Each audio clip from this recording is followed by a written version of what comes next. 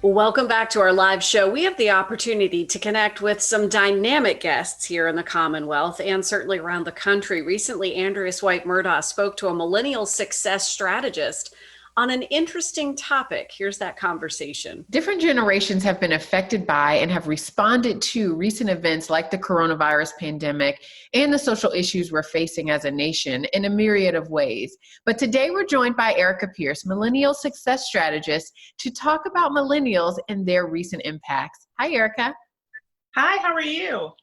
I am doing well. I am a millennial myself, so I'm excited to have the conversation. But I think that means that we really have to start at the beginning. You know, sometimes people get it mixed up as far as who's a millennial and who's not. So tell us, what is a millennial? What time frame were they born in?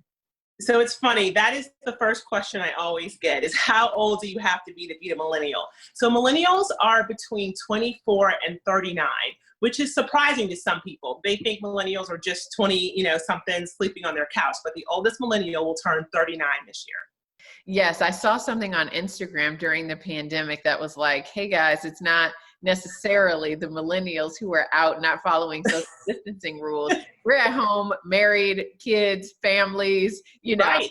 There's another generation that has emerged even after us. I think sometimes people forget that that's happened. Exactly, Gen Z. So your Gen Zs are your 23 and younger. And yes, people sometimes confuse those with millennials, but nope, millennials are, they're grown. Some of them are very grown. Yeah, very much so. All right, so you are a millennial success strategist and you have created the Millennial Boardroom to serve this population of people. So tell us what that means and what you do. Sure. So the Millennial Boardroom is really a community that I have created that I would call it a safe space where millennials can come and talk and discuss things that are relevant to them, mostly around their careers and, just in terms of career paths, career growth, but also around social issues and personal issues, development issues. It's really a place, again, where we can have those discussions. I can help lead them. I'm what's called an exennial, so I'll throw another new term out to you. So I'm 40, so I'm a little bit on the older side. And so I try to do some big sister coaching, I call it, and try to help millennials kind of navigate the world of adulting. So I think in this case, as we study how people are reacting to the recent, an unprecedented time that we're in, what trends are you seeing in the ways that millennials are responding, and what sort of support have they needed outside of maybe what you were seeing before all of this began? This is really just, it's been a really uncertain time period the past few months, both with the pandemic and then, of course, what we saw in response to Mr. George Floyd being killed. And so as a result, we have seen millennials really become very active, become very engaged. They're very enthused about being engaged. Technology has played a huge part in this because, as we know, social media is a way that connects millennials, not just in your community, but across the world behind causes. And so I think what will be interesting is to see, how this all plays out over time.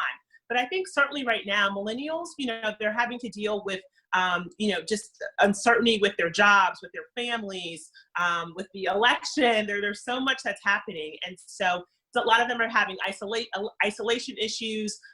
Mental health has become a really big issue for millennials because they have been much more transparent about their anxieties and just troubles that they have suffered than other generations, especially the older generations. So they, I think, need some support. And millennials really thrive on community, on really helping each other. And so I think that's also been a really important component, that feeling of we're all in this together right now.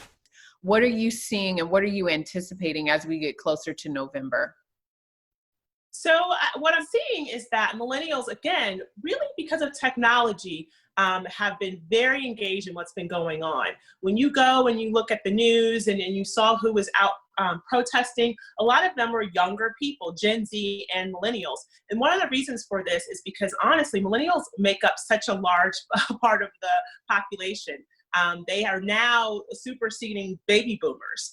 And so because of that, what the issues that are important to them, such as the economy, such as debt and just issues related to unemployment and social issues, gun violence, those are becoming really relevant issues, and they are really choosing to speak out about them.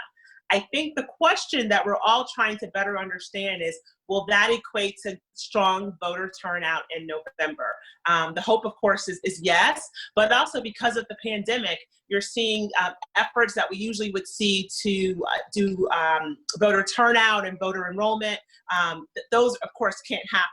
So we're having to rely on other ways to make sure that they are enrolled to vote and that they go out and actually vote or mail in their vote, however we end up doing it. In this age where we had to work from home, regardless of your viewpoint on it, it became a way of life. Kind of a two-part question being, how did millennials actually respond to something that, a lot of us had been asking for a long time? And two, what can we learn from millennials in this time frame and how we're going to move forward?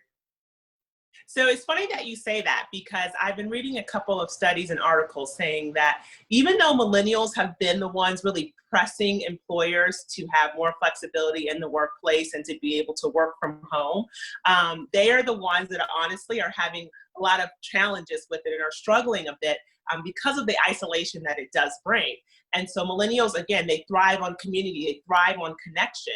And so work for many of us, going to the office or traveling for work or doing those types of work events outside of our homes, that's where we get a lot of communication and connection. And so they really are, it's been a challenge. But what millennials, I would say, are doing is that they're finding ways to be creative. They're finding ways to still create community. I think really millennials are probably the ones that kind of brought the whole, the Zoom happy hours and all of the things we're seeing there, really started to make that popular. Of course, connecting on social media continues to be a popular way for them to connect. And then also, I would say, just being creative. Millennials are known for their side hustles. And so, for many of them, this has been a time to reinvent themselves, to write books, to start businesses, to, really find other ways that they can connect with themselves outside of just their work. Because, work right now, it's hard to just work all the time. We need to find other outlets. Well, thank you so much for those insights. I think we all, have had to really take a look at what each of us is good at, what our strengths are, what our experiences are, and find ways to kind of blend those different things to feel good about ourselves, to keep our self-esteem high, to overcome some of that isolation and the impacts of social distancing, but also just to figure out what summer looks like when things are a little bit different. That perseverance and resilience is so important. So thank you so much for being with us. We appreciate those insights. Thank you so much for having me, and best of luck to everyone out there that's trying to get through these times. Absolutely. For those of you who are interested in learning more about the Millennial Boardroom, we'll make sure we post a link on our website at wtbr.com/BTM.